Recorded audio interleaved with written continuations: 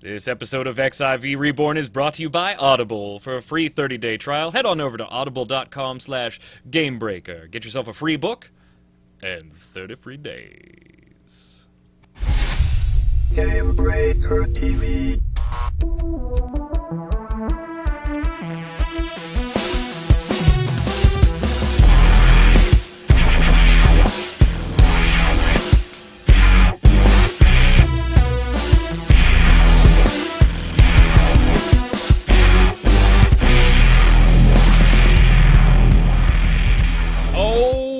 What's up, Internet? Welcome to XIV Reborn, episode 43 for January 19th, 2015, right here on Gamebreaker TV. We're starting a little late, had some Twitch issues, but we backdoored it, and we're finding our way. Shout out to Sydney_LB in the Twitch chat there. Happy birthday to you, my friend.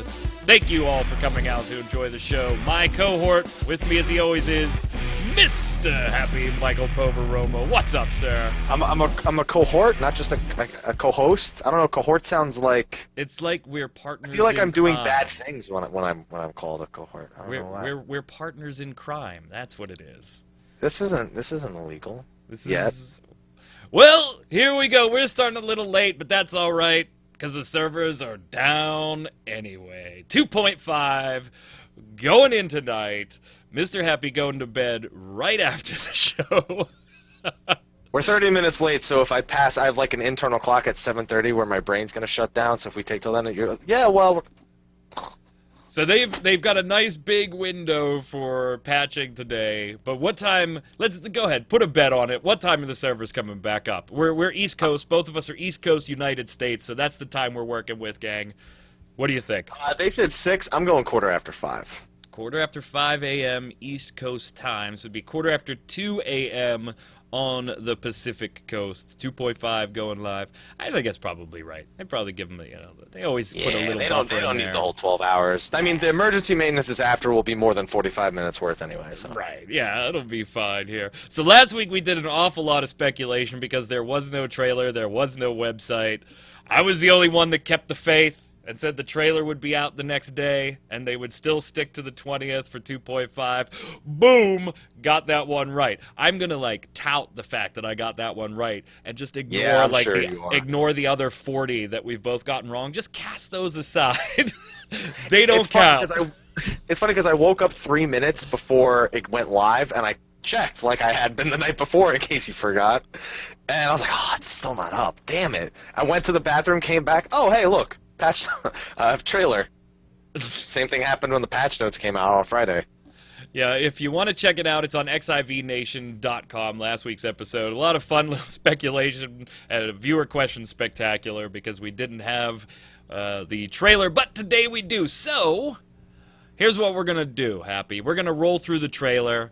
We're going to roll through the site. Not too much on the site that wasn't in the trailer, so that'll probably be pretty quick. But then we also have the preliminary patch notes. We're going to go through those as well, talk about some things. Cap it all off with your viewer questions. Right now we are at 385 Twitch viewers. I would love to see if we could crack that 400 mark. Help us out. Tweet it out right here at Gamebreaker TV. So let's get started and slide into the trailer. Now I'm going to show pieces of the trailer while we're talking. That's Happy. I just covered your screen. I'm animated. I'm Italian. I covered your screen with the show notes there. Hold on. Oh, well, so. There we go. Now I can see my show notes and see Mr. Happy. Awesome. All right. Let's start it off with the trailer. That's not going to work. It's not going to work. Move the show notes over to this monitor. This is what happens when you start a show late. Move the show notes over there. Everything just snowballs in the wrong direction. It just all goes downhill, and you can't stop it. All right, so first off, while we're taking a peek at the beginning of the trailer, obviously this is all owned by Square Enix, so no copyright infringement intended, blah, blah, blah, blah, blah, blah, blah, blah, blah. But overall impressions right off the bat, just your general thoughts on the 10 minutes. Like it? No? What? The feels.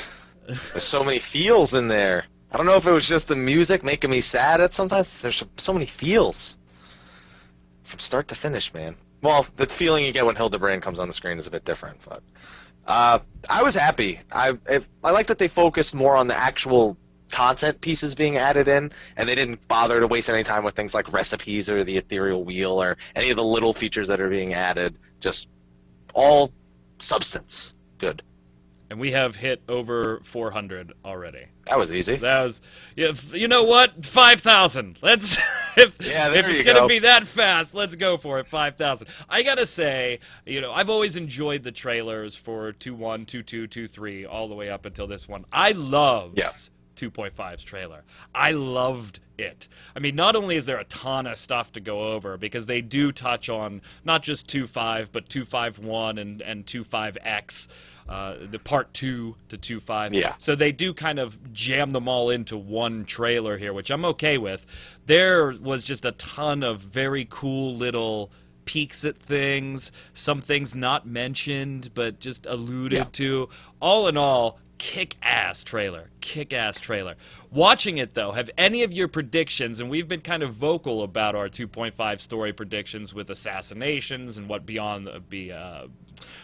the Fall means, and the Goblet, the Chalice, and everything. All of it. How are they going to put in Midgardsormr? Any predictions changed for you after watching the 10 minutes?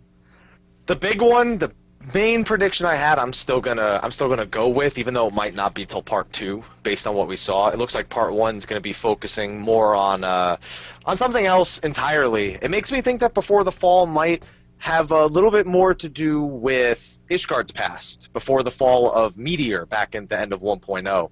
I'm leaning more towards it being, learning about the past and more about the Ascians and whatnot. Whereas the main prediction I have, I think, will happen in part 2, the one that we went over last week. And of course, that's the assassination. Yes, that is the assassination. Especially with the way the last person's face that they showed. Yes, I mean, it looks like it kind of looks like. Is like, yeah, it kind of looks like Nanamo's, death stare, like she's getting up off the ground. I agree with you there. I do have to ask a question, though, and it was one that you answered on one of your Mondays with Happy videos. Yeah. What does that do to the cooking quest chains? Because Nanamo does play a part in that. See, I don't want to believe that the cooking quest chain would give them a reason to not do that. I don't think so either. But how do they alter that, or is there kind of like a phased reality while you're completing the story? Yeah, that's what I kind of figured it as, a phased reality. I mean, my thing is they managed to fit Ninja in without the knowledge of Yugiri. If you're a brand new person, level 10 character with the armor, you could unlock it. You don't need to know about Yugiri in the main story. That was a teaser for the people who had been playing before, really. So yeah, I'm seeing it as kind of like a phased reality. If it happens, it's not guaranteed yet. Really? I can't hear you. Really? It's gonna happen. Oh. It's gonna happen. Were you making facial expressions I can't see? Yeah, I was making faces at you. It's gonna happen. It's gonna happen. Okay. All right. So first off, then let's talk dungeons.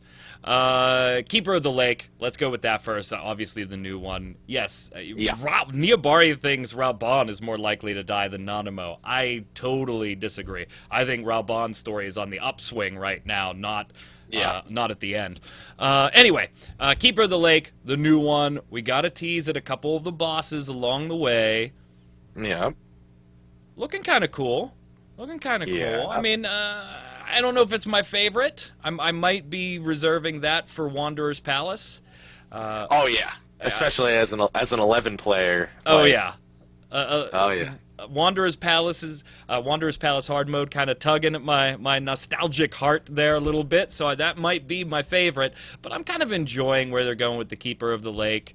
Final boss though looked a little surprising to me. I didn't expect this. What happened here? Big surprise. Midgardsormr is like, well, I'm dead, but you woke me up, and so now I'm going to fight you with my head. This has got to be kind of like a Kraken deal, right? Where this is just the intro of Midgardsormr, and then, because at the end of the trailer, we see a much bigger reveal. I didn't say it was a bigger. Oh, I thought you were gonna say a bigger dragon. No, I was like, no. A much bigger reveal. So I kind of think this is gonna play like the Kraken does in Sestasha hard mode, and where we have one initial fight and then see it later. I can't imagine, man, Midgardsormr boss in a normal mode dungeon. It just doesn't feel right to me. He's been asleep for a while. He's been asleep. To me, it still didn't make sense with, Ultima Weapon as a story mode dungeon boss, and the only way they revisited him was with hey, let me just pretend like he was stronger fighting.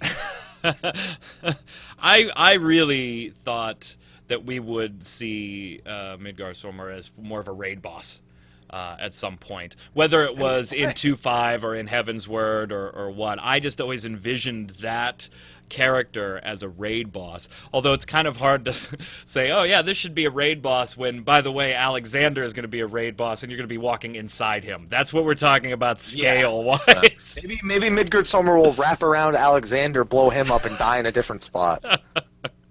Wanderer's Palace hard mode. Easily my favorite of the 3 dungeons coming.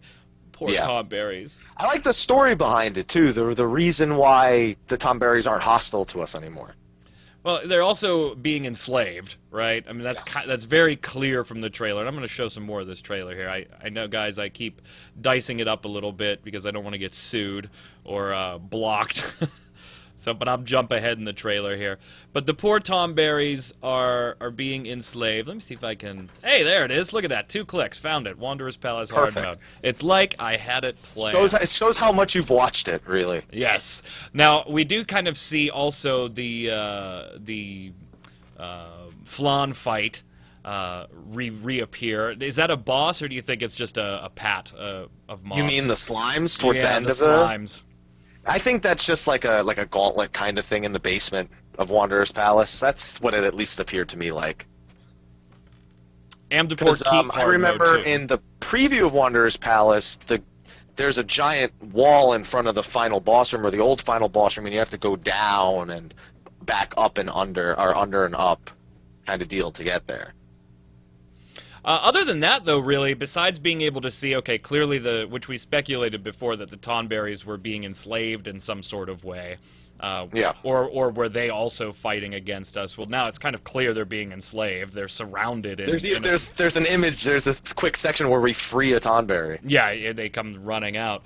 But other than that, not too much revealed about Wanderer's Palace boss-wise or anything like that. Just a couple very, very brief clips. You're smiling like maybe you saw something.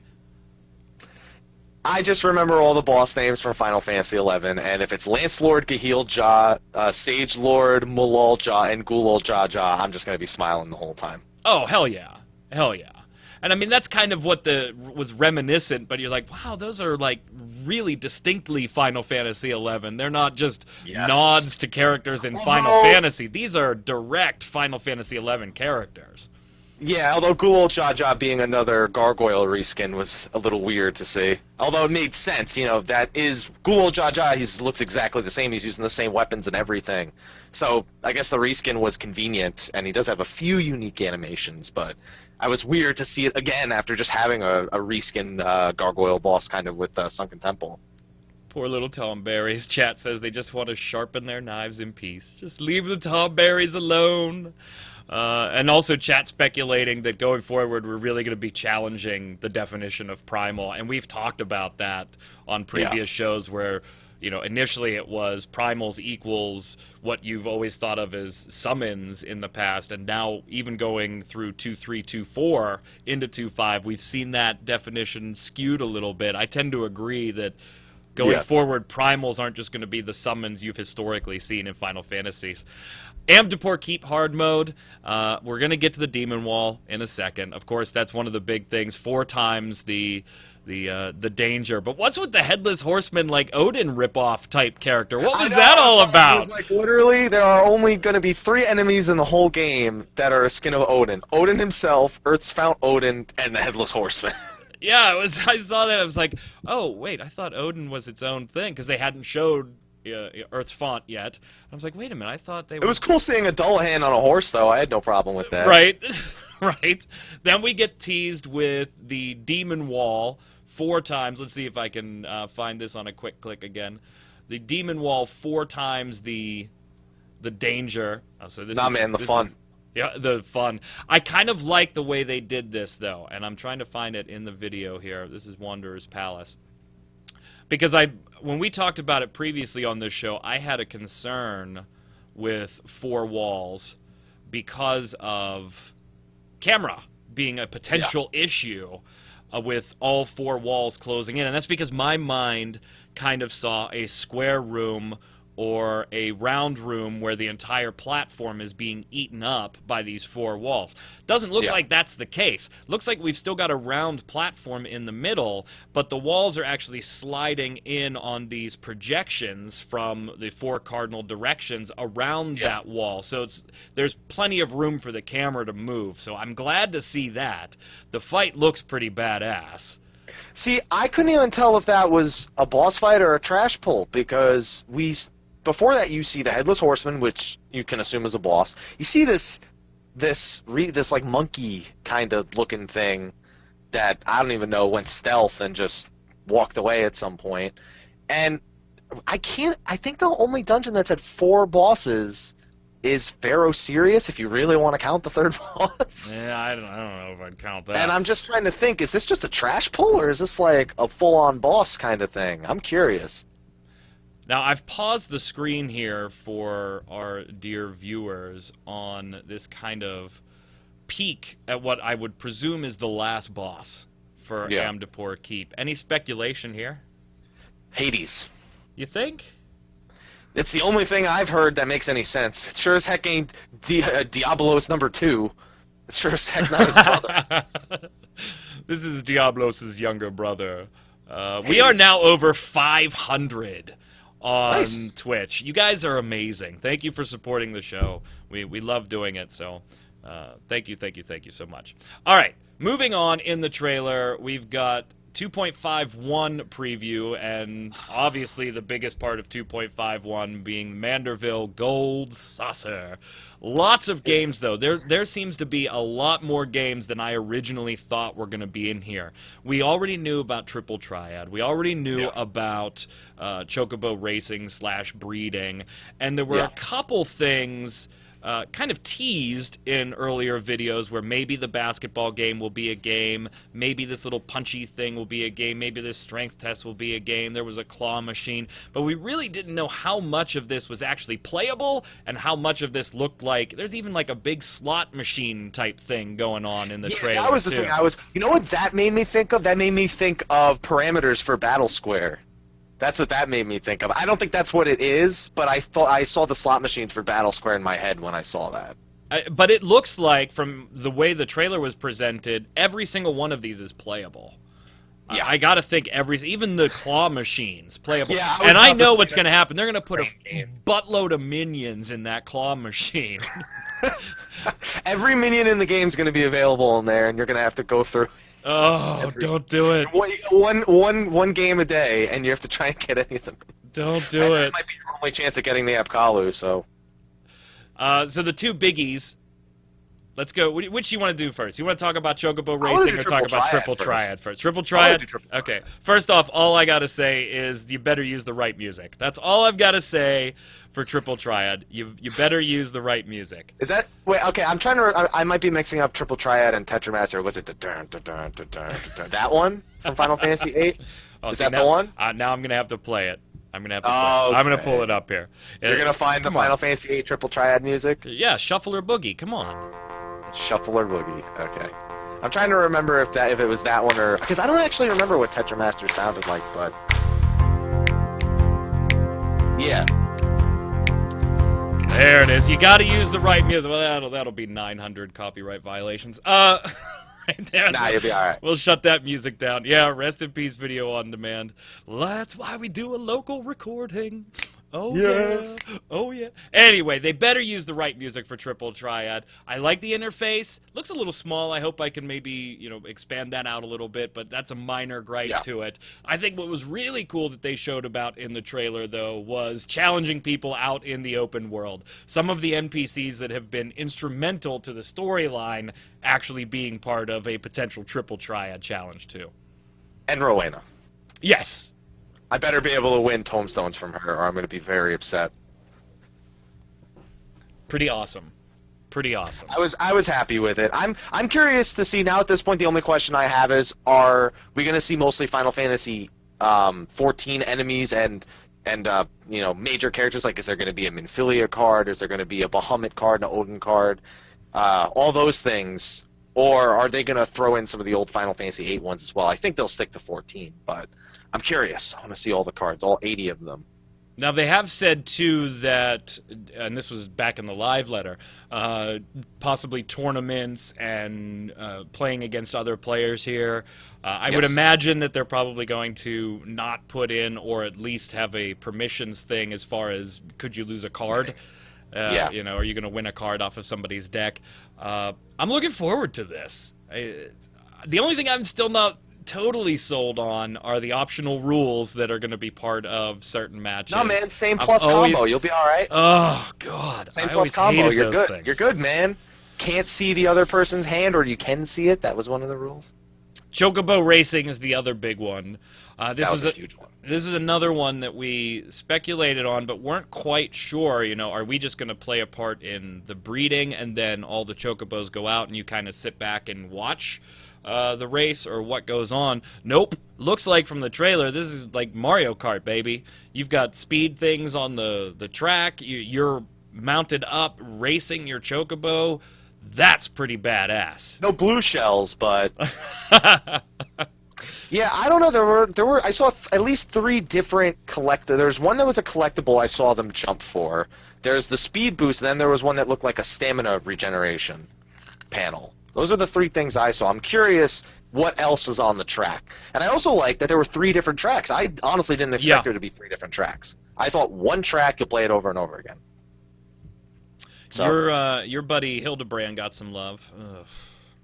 Doesn't he always? I saw a post on the forums that was like, please, a petition to take Hildibrand out, to stop wasting development time on it, since it was question marked. Like, will Heaven's Word end the Hildy story portion? And I just wanted, to me, Hildibrand's one of those things I could just take it or leave it. I don't care. I'll do it if it's in there. If it's not in there, I'm not going to miss it all that much. But it was funny reading through the comments. Some of these people, there was like just vitriol, just foaming out of people about, no, Hildy's the greatest, Hildy's the worst. So not too much going on there, but we saw like a really weird boss, and was it a morphed? Godbird, right? Yeah, was it a morphed Enkidu? What was that dude? No, that was the Final Fantasy V Enkidu. That was OG Enkidu. That was him. He's not. Hopefully he's not in any way related to the little green chicken that we were making fun of before, because otherwise he's going to be pretty pissed. Speaking of which, I really hope we can get an Enkidu minion of the green chicken.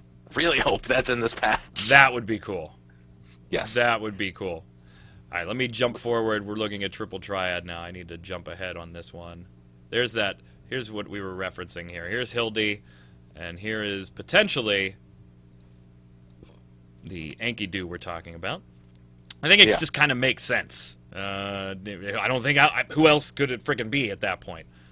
Well, it also says in the teaser, I think on the website, that Gilgamesh prayed to the heavens for his real partner to come back, and that his request was answered. I'm going to pause the footage right now, because the next thing we're going to talk about is Odin, and I'm going to pause this screen for you.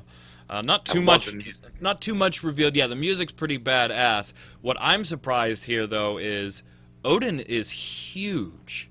Oh, yeah. This is not the Odin, at least the size of the model that we saw at the Fan Fest. I mean, that's not the size of the model we see out in Shroud. No, I mean, the model was, even at Fan Fest, was just slightly bigger than standing characters. I mean, this Odin is huge. He's been eating his vegetables and drinking his milk. What can you say? He's tired of getting his ass whooped in that fate, I guess. So we're going to take it to him in a primal battle. Yeah, and we also got the question and answer about hard mode and extreme. It's literally only the extreme version. Yeah, it's only the extreme version. We're only getting the one difficulty option. Yes. So that. Good news, you don't need to be Chief Extreme to do it. Yes. Although I don't know if that's one. particularly good news. I kind of like the idea of progressively taking on... You beat the story and did the side quest? No, you're good to go. We got confidence in you. Yeah, I kind of like the idea of progressing through this. World of Darkness is up next on the trailer. Looked like... we're going to have this is where the trailer and the site kind of start making me question things. If I watch the trailer for World of Darkness, I see 4 bosses. Yes, which is normal. Which is normal. However, 2 of them aren't being teased yet on the website itself. The website only has Cerberus, 3-headed dog, and Cloud of Darkness. Does not have anything else here. Well, honestly, the first boss that was teased, I kind of find it hard. I feel like they might have changed his name. Because in Final Fantasy III, he was literally just called Ahriman. Yes. And that was one of... And I don't think they're going to call him that. And the second one was the Hydra we actually have been wondering about since the art book for the Collector's Edition came out. What happened to that 5-headed Hydra? And we now have it, and that's probably, even though he's got 5 heads, the twin-headed dragon from Final Fantasy III, one of the other 4 bosses. The only boss I'm curious about that we haven't seen is Echidna, which was the other boss. But it doesn't look like they're doing it in the same way that Final Fantasy III did, where you go to the 4 corners and then you fight the cloud. It's a straight path, so they're not required to really stick to that formula. It would have been nice to see, but I think we're going to see mostly the same bosses. Echidna might get left out, but it still looked great, to me at least. Some of chat saying the trailer doesn't say that this is the conclusion of the tower. It is. 100% this is the conclusion of Crystal Tower. They've said as much in live letters as well. And it just makes sense with 2.5 and then launching into 3.0 where we're getting the new raids. This is the end. This is the end. Also, we're fighting Cloud of Darkness. If you're familiar with the tower, there you go. That's the end at that point. Yep. Which, by the way, Cloud of Darkness looked amazing. Yeah, amazing. That's a Final Fantasy XIV model that's going to go down in the books as a great one. Yeah, absolutely agree. Absolutely agree. Part 2, not too much. I mean, it's just the tail end of the trailer there. We've already kind of talked about Nanimo's looking up. Maybe, it looks like she's in type of a prone position. Maybe things aren't going well there. Shit's definitely going down in Ul'dah. I mean, there's no doubt about that at this point. That piece of the trailer focused almost exclusively on Ul'dah. Yeah. Skipping over that, then the trailer ends with this. We're almost there, gang. We're almost there. Ends with this. Part 1, January 20th, 251, the Gold Saucer, late February. Part 2, late March, which we knew. 2.5 million adventurers worldwide. Yes, we know. We've seen that number. And then it ends with this. Oh, come on. My media screwed up. I'm just trying to show you Big Dragon. It might not even be... apparently it's not on the media here. So we get a tease of a very, very big dragon. Very, very big dragon. What's going down? Is this Fall of Ishgard stuff or Battle of Ishgard stuff? That's most likely Battle of Ishgard, and that dragon, more specifically, is very likely Nidhogg, who, if you've done the Dragoon storyline, you know a little bit about, but not so much, because they also teased a major character from the Dragoon storyline at during the Part 2 teaser. So it wouldn't surprise me at all to see the Dragoon storyline kind of come to a forefront here, and a battle with Nidhogg, his sworn enemy, pretty much become a big thing for the Battle of Ishgard. I'm kind of disappointed in the site. As much as I loved the trailer, as much as I absolutely loved the trailer, I sat back, watched it a couple different times, typing up notes for the show on it and everything. As much as I absolutely loved the 2.5 trailer, gotta say, kind of disappointed with the website. Just not as much detail as we have usually had on these And let me pull it up Yeah. here. We're not going to spend a ton of time on the site, gang, because really, just by reviewing the trailer, we've covered everything on the site, even the Crystal Tower only teasing 2 of what we believe to be 4 potential bosses. As far as officially calling them out, they do have some screenshots here that show them as well. Yeah. But really, the only different thing on the site that isn't teased in the trailer is right here. Battle in the Big Keep. Yeah. Your buddy. 8-armed Gilgamesh. That is and 8-armed Gilgamesh. Not expecting too much out of this fight, except for a little bit of fun and some cool nostalgia. They've already said difficulty-wise it's not going to be up there or extreme or anything like that, but should be a pretty cool fight. To the victor goes the Treaty Blade. Hey, I want an Excalibur. That's all I want. So somebody recommended that he should drop a level 1 weapon for every job. This is incredible. You guys are just so friggin' awesome. We're about to cross over 600 live viewers right now for today's show. So much appreciation. Thank you, guys. Yes, thank you. Best way to show support is show up there. So that's so cool. Let us know what you thought of the trailer and the website in the comments below, whether you're watching this on YouTube or you're watching it on XIV Nation. Put your comments below. Overall, I got to give the trailer pretty damn close to a 10 out of 10. I got to give the site probably about a 6 out of 10. The information was there. That much? It didn't 5 or 6. We didn't even talk about how in the trailer we did see Yuguri's face. We already know what Alras looked like. Yeah. I didn't care so much about that. I was like, she looks like she doesn't. I will say she doesn't look as dainty as the ones that we saw, and her skin is a totally different shade of what I remember being shown to us. But other than seeing more options for the Alra, I was like, we already know. I'm gonna trailer 10 out of 10. Wood trailer again. Website website 5 out of 10. I don't think I'm ever gonna visit. Tell me, how do you trailer? How do you trailer? Well, how do you trailer again? Explain the verb to me. How do you trailer again is the question. Now we've got preliminary patch notes to go through, which has a ton of stuff in there. But before we do got to give a shout out to our sponsor, and that's Audible. They've been a sponsor of Gamebreaker content for a long time now. So happy to have them. And right now, if you're watching this show and you want something to listen to while you're Atma farming or you're Alexandrite farming, whatever you may be farming, head on over to audible.com/Gamebreaker. You're going to get 1 month free, 30 days. You're also going to get 1 free audio book. What's the best way to support shows like this on Gamebreaker? Obviously show up, what you guys are doing en masse today, and we thank you so much for it. But also support our sponsors. It shows them that what we're doing here is worth watching, and you guys love it, and you want more of it, and these are the guys that help make it possible.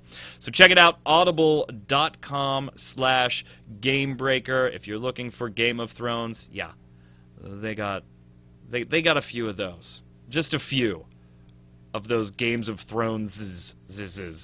They've even got everybody else's books that are just marketing off of the Game of Thrones series. Amazing. Check it out, audible.com/Gamebreaker. Thank you so much to them for being a sponsor for so much of Gamebreaker's content. Very much appreciated. All right, we've got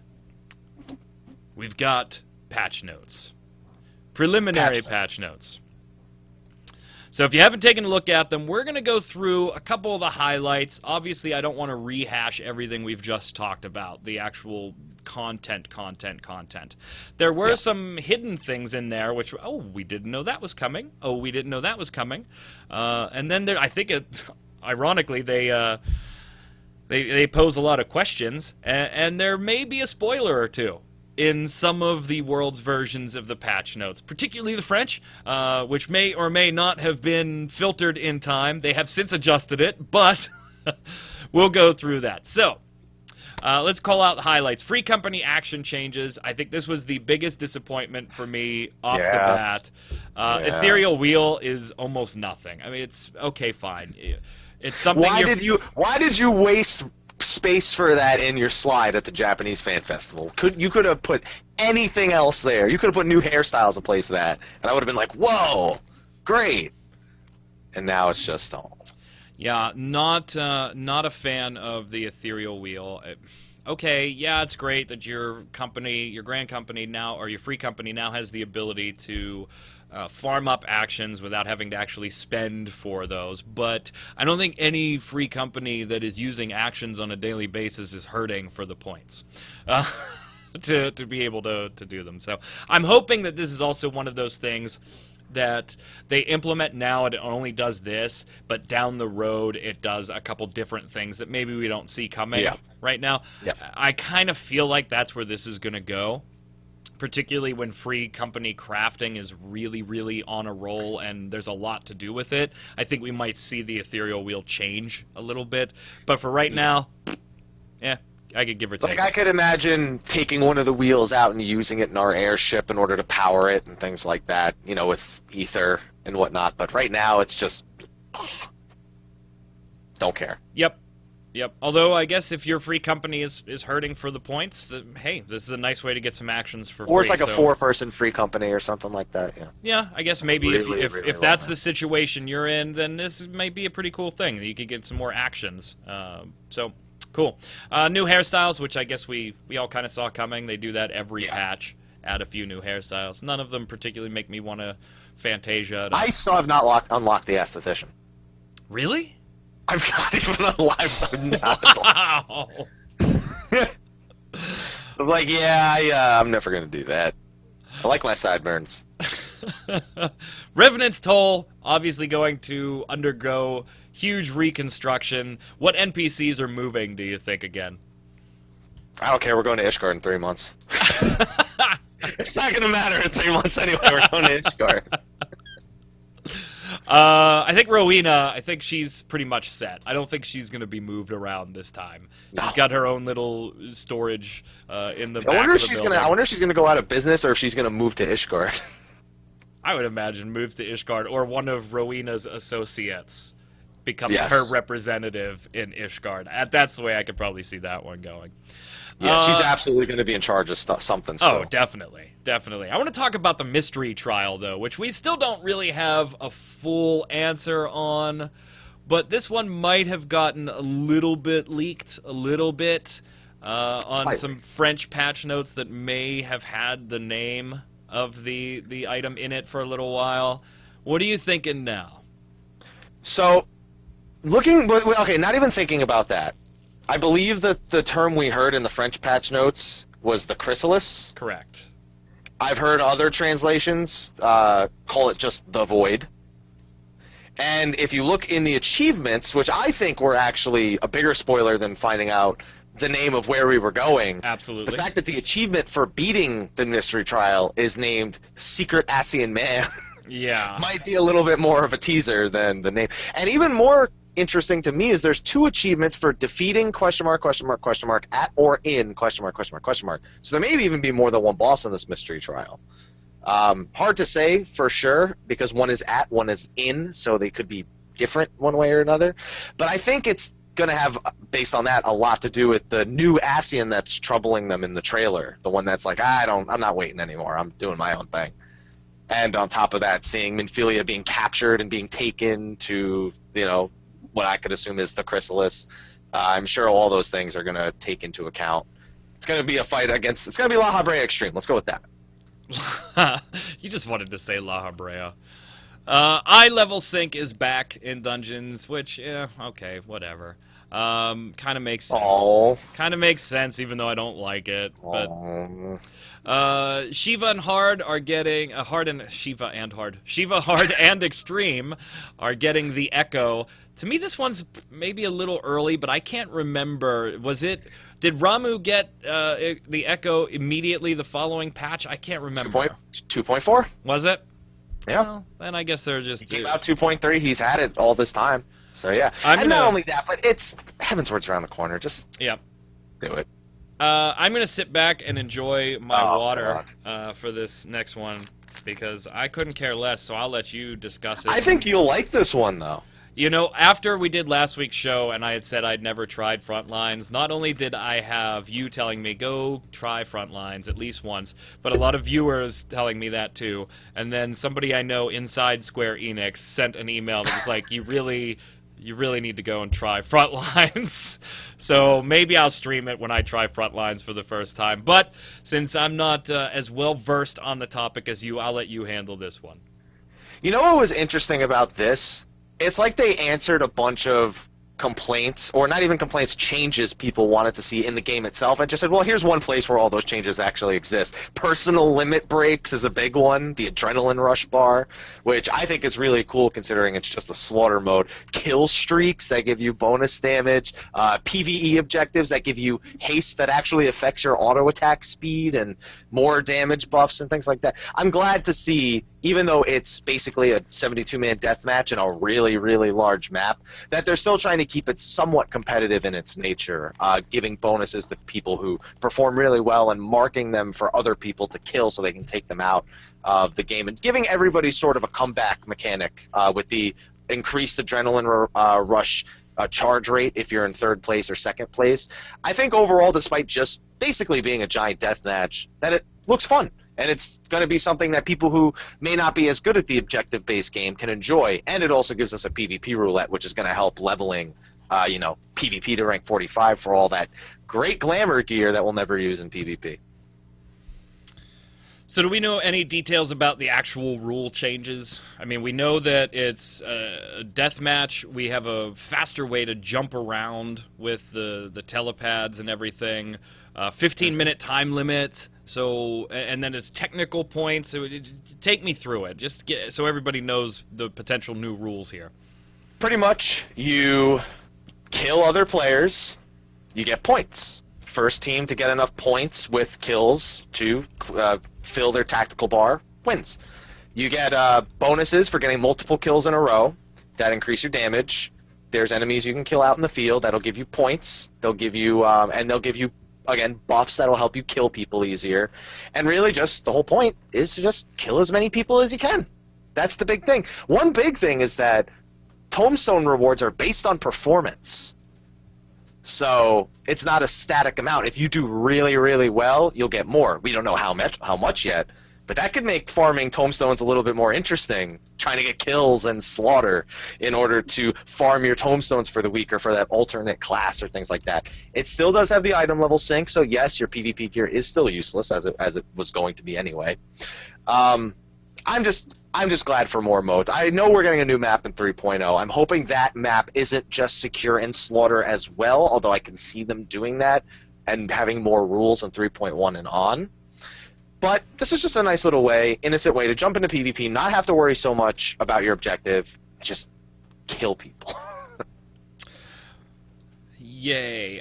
Here's news that I did like. Soul Glaze relics attune much faster now. We don't know exactly how much faster. Don't say much yet, because that's... Yeah, okay, we'll take the word much out of the sentence. They attune faster, and fate drops from dropping Alexandrite. If you get gold, those are increasing too, which I would presume it's probably going to increase to the same amount that the Atma increase drop rate fell, or rose to. So...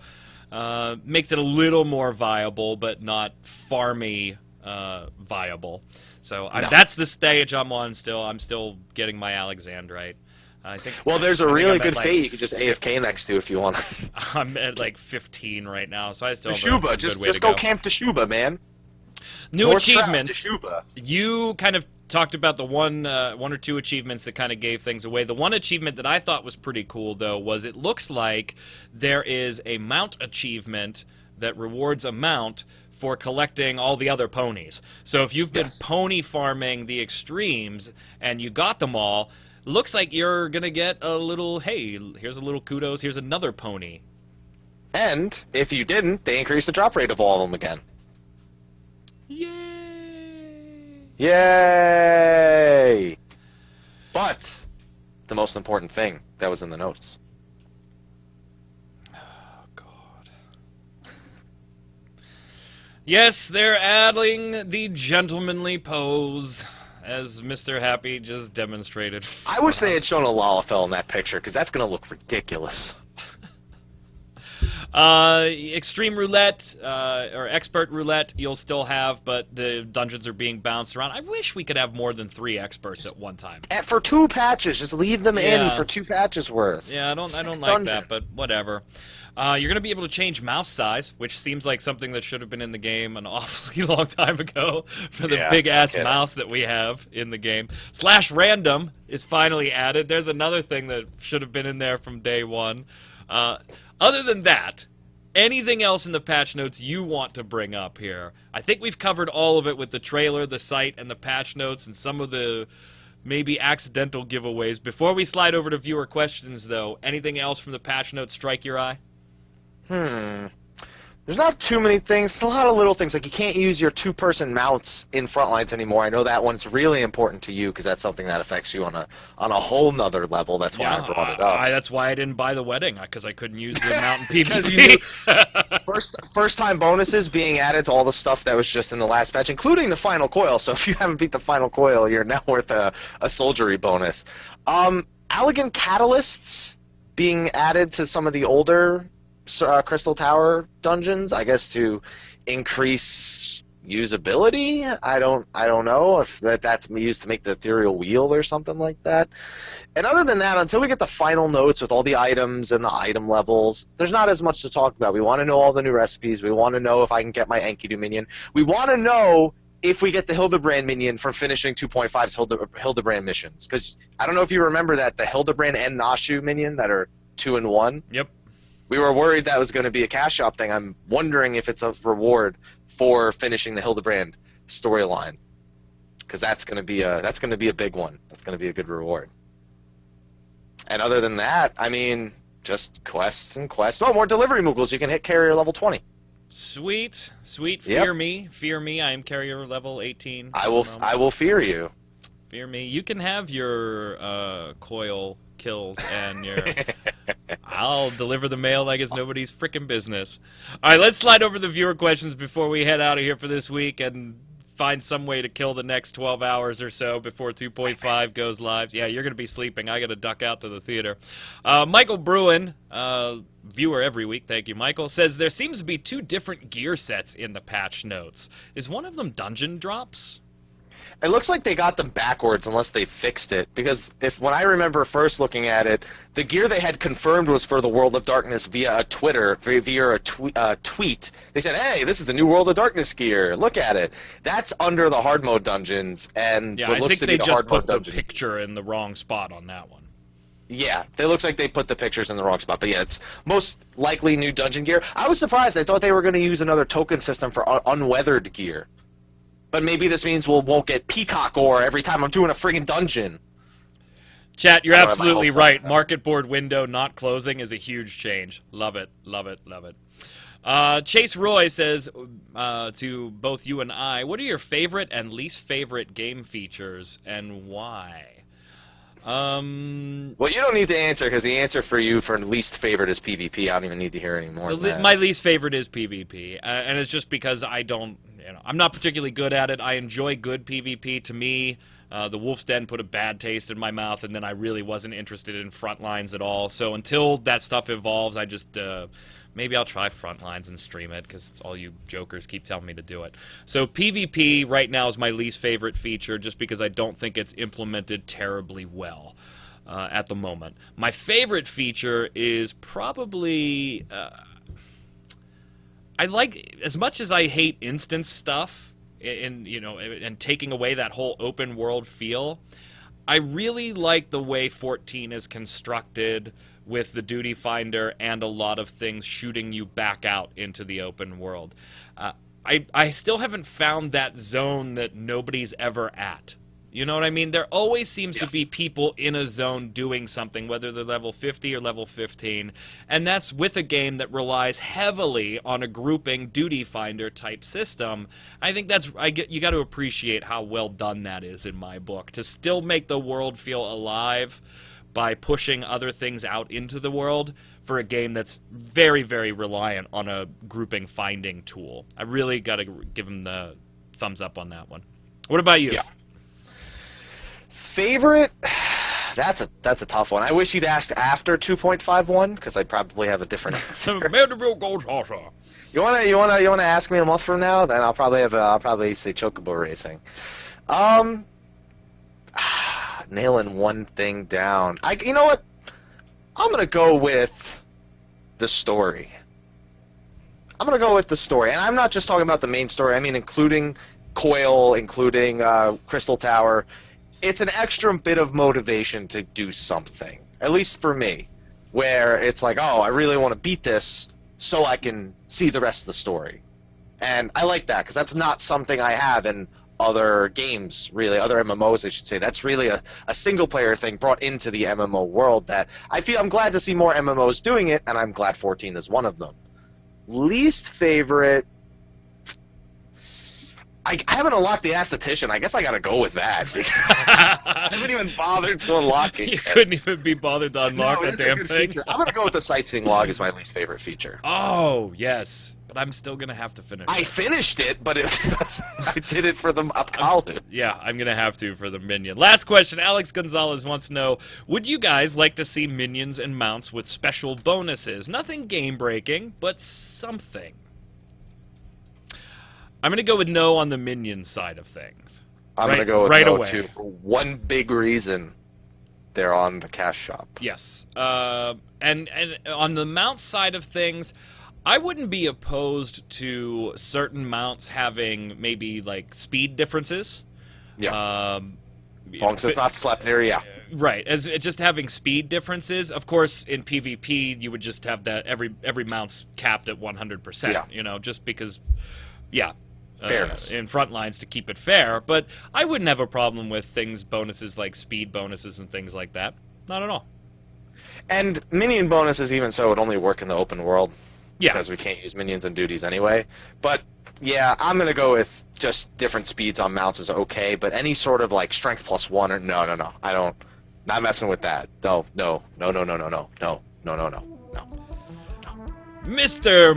Michael Poveromo, Mr. Happy. You can follow him on Twitter at Mr. Happy1227, doing the gentlemanly pose. Where else can everybody follow you, my friend? Sorry, my teeth don't shine like in the pose.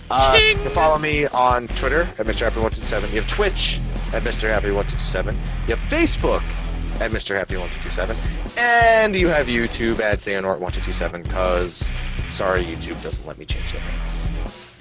I'm Mike Byrne, a.k.a. Magic Man. You can follow me on Twitter at MagicMan1, MAGICKMANN1. Make sure you spell it right or you're following some other jerk. Whatever. Or you can check me out on GameBreakerNation.com, GameBreaker.tv, or any of the other sites that I'm writing and posting things on Twitter. Until next time, gang, stay safe. We'll see you out on the servers.